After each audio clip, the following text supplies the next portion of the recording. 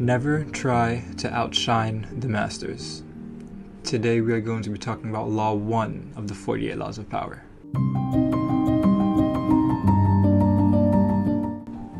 What Law 1 means in my head, in my own words, is that you should always make those that are of a higher superiority to you feel more superior than you are. Because if they feel threatened in any way or manner, it may have the opposite effect of which you intend. I'm going to read you the judgment from Law 1. Always make those above you feel comfortably superior. In your desire to please and impress them, do not go too far in displaying your talents, or you might accomplish the opposite. Inspire fear and insecurity. Make your master appear more brilliant than they are, and you will attain the heights of power. There was a story about an astrologer. I believe an astrologer or a philosopher, the person who does the studies of the stars. He made the discovery of the moons or the rings around Saturn. At the time, it was named after this empire. I think it was the Mayan Empire. And he made the smart decision because he always needed funding for his research. He can't do anything without any money for the equipment to keep on doing what he loves to do. So he made the very smart decision of making the people in the Mayan dynasty have more of a superior power to them. He made them godlike. He made them otherworldly. He had connected the Mayan dynasty to being responsible for these rings around Saturn. And hearing these stories inside of the Mayan dynasty, they were intrigued. They had invited said philosopher over, where this philosopher, after already spreading the story linking the Mayan dynasty to the rings that are around Saturn, he again had the amazing idea of creating a logo of the Mayan dynasty surrounded by these rings.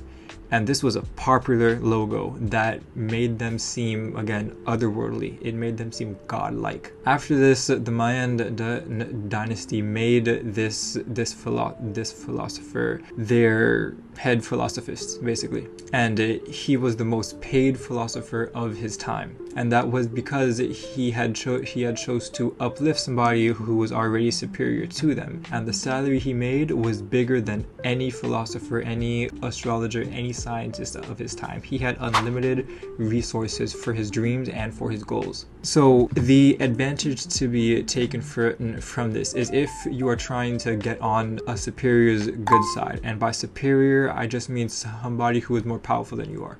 Somebody who has more of an influence than you do. Somebody who is able to do the things you can't and fund the things you can't. And that's what I mean by superior individuals. Now, to get on the good side, the advantage to be taken from this story is he didn't try to really show off what he had or show off what he knew when undoubtedly he was way smarter than the people in this dynasty. But he didn't flaunt it in their face. He didn't try to really ridicule them. He didn't try to impress them with what he knew, because alternatively trying to impress them would have led to his straight demise. He would have had the opposite effect intended from what he was trying to do. And because he chose to ascend the power of what someone already had, because people who are in power, they only care about getting more power, about putting more into their fame, about bringing their name higher than anybody else's. They want to feel inferior. They want to feel higher. They want to feel higher in power, higher in knowledge, higher in joy. To get on this person's good side, especially if they have the means to really ruin your life, if they have the means to send you into a rabbit hole, you don't want to get on their bad side. And oftentimes they're not trying to impress them in order to win their joys, or in order to win their grace, will oftentimes have the opposite effect of what you are intending to happen. You will inadvertently offend them. Which brings me to my second story. This story is about the Sun King and the financial minister of his time. There was the head minister for the Sun King that had passed as of late, and the financial minister wanted his title. But unfortunately, the Sun King ended up terminating his role. So therefore, there was no more head prime minister. And the financial minister felt like he had gotten into the king's bad graces somehow. This idea in front of the king's company to throw this extravagant party. They had all walked in. There were fireworks. There were meals. The whole place looked fantastic. But his mistake was that he made himself look bigger than the king. He made his party more extravagant than anything the king has ever done, and in his hopes of trying to impress the king to get into his good graces, to get the job or the title of prime minister, instead he made the king jealous, because people who are in high power and who can't get enough of it have a deep insecurity and jealousy about them. If they see anybody higher than them, or anybody trying to be higher than them, they will take great offense to that, even if you weren't trying, because some people are more insecure than others. So just by being you may risk eternal damnation in front of this character, in front of this power figure, in front of this power authority. So the minister threw this amazing party, and all of the guests that the king had brought along, they were more impressed and said that this was the best party they have ever been to. And the Sun King took great offense to that. Sure, in the moment he kept a cool head. He had acted as if he was having a great time as well, but deep down he felt attacked. Deep down he felt vulnerable. And the next day, the day after this party, the Sun King found the most heinous, the most blasphemous issue to get this minister arrested for the next 20 years of his life. Now, what to take from this story here? Never try to impress a higher power, and never try to impress a higher authority with riches or with connections, because making them feel smaller than what they are, they feel attacked. Any form of taking the attention off of them and putting it onto yourself will have the opposite effect intended by what you are trying to do. Instead, you instill the feelings of jealousy, of fear, insecurity. Now, by doing this, you're losing all advantage to what you need them for. You're losing all hope in trying to win their graces for whatever it is that you do need from them. The only thing authority figures care about is their fame and their name and their honor. So trying to diminish this from them in any way, shape, or form is a death wish awaiting you. You've already signed yourself up for losing everything that you have in trying to gain more, because you need this person. You don't want to offend this person. It's a huge mistake to ever lose any chances you have of getting this person's good graces. If you want to, as I said, you need to build or boost up their fame, their ego, their godlike mentality. You have to boost it. You have to make them look you have to make them look better than what they already are, because that is all they ever care about. They care about looking the best, being the best, talking the best, dressing the best. If you are hoping to get into their graces, even making yourself seem smaller so that they can feel useful. For example, say you're a scientist and you're working on this big project that can make you millions, but you need the funding. Now, say you get a rich millionaire, billionaire to fund your project. You don't want to make him feel like he's just the money, because doing so will cause him to pull the funding that you need so deeply, making him feel like he's just a wallet and not good at anything else. He's not smarter in any way about this project, when you yourself know you are.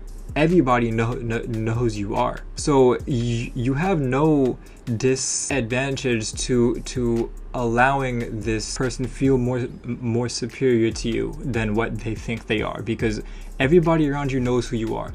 Everybody around you and yourself, as long as you know who you are yourself, it doesn't matter what anybody else thinks of you. You know that you are capable of it. You can be a great fighter. You can have the ability to kill somebody who messes with you, but you don't have to show it. And if you do show it, you're imprisoned for years or to life, because you couldn't take some words. It isn't worth your time or your energy to try to prove yourself to whoever it is that thinks they're better than you. Let them believe it, because in doing so, you prolong your life, you prolong your health, you prolong your mental stability, you stay in a certain power that they haven't even touched. Therefore, if this person wants to be better than you so bad, let them believe it, because at the end of the day, you know they're not. What does it do for you in any way to show that you are better than them? It does nothing. In doing so, you give them a power that they didn't have before, because you yourself being up here arguing with somebody who is down here, if people see this, they're gonna think you guys are at the same level. Therefore, he goes up and you come down to meet him. Does that make sense to you? Let them believe what they have to believe. And if you need this person, as I said, for funding or for that promotion, do what you have to do. Because again, trying to prove that you are better than them when you and everybody around you knows that you already are, ultimately leads to you and your goals taking a fall down a very tall hill that is going to be almost impossible to climb back up. You are leading in your own demise by taking offense to some words or actions. It doesn't make any sense for you to come so far, to be so lucky to gain this opportunity of a lifetime, to work with this individual that you need so far, just to throw it away because you took offense. And by you taking offense and trying to prove them wrong, they end up taking offense. And out of the both of you, the only person who has the luxury of taking offense is the person you need. You don't have that luxury. You're not at the point that you need to be as yet. So therefore, fuck your luxury. You need them. They don't need you. That is in the scenario of the Sun King and the Prime Minister. Now, as I said, the advantage to take away from the Mayan dynasty and that philosopher, in order to gain something from someone in higher authority that you need, you don't impress them with what you have, because you will end up offending them, because they are insecure individuals, people who are in power and want more. They are highly insecure.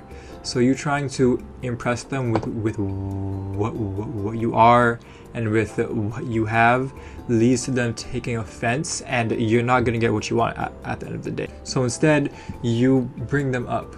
You make them feel more superior to any other person in the world. This philosopher made the people in the Mayan dynasty feel better than anybody on planet Earth. Therefore, this philosopher became the most highly paid head philosophist of his time, because he knew that in order to gain an advantage, in order to lift himself up, he had to lift somebody else up, because it is also a factor of life. By doing good for somebody else, by increasing somebody in finance, in their product, in their name, in their fame and honor, inadvertently, indirectly, you end up getting lifted up as well. If you are in the position of you are dependent on this person's fame and success, but even if you aren't, and and let's say you want to be in this place. Uplift them. Do not try to impress them. Uplift them in what they have. Therefore, you get a piece of what they have. In a way, it does tie in with my last episode about energy and about the people that you keep around. Being involved with a person of a higher authority and uplifting their every move, uplifting their fame, their intellect, even their knowledge, you end up getting a piece of what they've been getting for a very long time. And I'm not talking about energy, I'm talking about everything else that they have to offer, because honestly, you don't want their energy. Their brain is too big for their head, and not in the knowledge type of way. You don't want to be a very egotistical person, but unfortunately, these are the types of people that in certain circumstances, in certain situations, that you are going to need. Now, the overall take from this law, that is showing your talents, showing your fame, showing your skills, will always make people jealous of you. And this ties into law 38 of behave like others but think of yourself, which is a law I will be covering in the future. You can't spend your whole life trying to figure out or being cautious of the feelings of others, because that is no way to live. But when it comes to the people that are above you, do not offend them, especially the ones that you need. Because as I said, some are more insecure than others. By just being yourself, you can threaten them in a way that you don't even mean. But because they are this insecure individual, because they want more and they don't want anybody else to get close to what they have, they will try to ruin you because they see you as a type of competition. When you're not. You have no issues with this person, but insecurity and jealousy is deeply rooted into this world. So even if for the people that are above you, that you have to mask a certain part of who you are, you only have to do it around them, because you are playing along, you are playing a game, you are playing chess that you know in the end of it you're going to win. This law specifically applies to the people who are in the position of they need something from somebody else that is in a higher power. By not outshining the masters and letting them outshine you, you gain a sense of control, and you waive any harm from their own insecurities being inflicted onto you.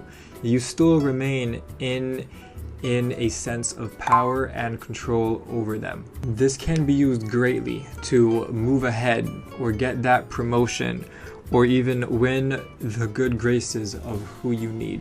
Now, there is a reversal to this law. As I said, being wary or worried about others' petty feelings is no way to live. You have to choose your allies, you have to choose your enemies. You have to be selectively cruel. If somebody is already on the fall down from their power, let it happen. Let nature take its course and allow this person to keep on feeding into their own demise. With a weak individual, but remember this: power is a nature in life, and eventually all power fades. If this person is too strong, if this person has the potential to hurt you and your life, and there is a slim chance of you getting more power than them, it is always safest to wait for their power to fade, because it is like a nature. Eventually all power is going to fade. It is safest to wait your turn. Now, I did mention how the 48 Laws of Power has something I love, and I'm honestly always going to include it. They have something called an image. It is a very graphic and very well detailed wording of something that you you can picture in your head of this law. Now the one for law 1 says, the stars in the sky, there can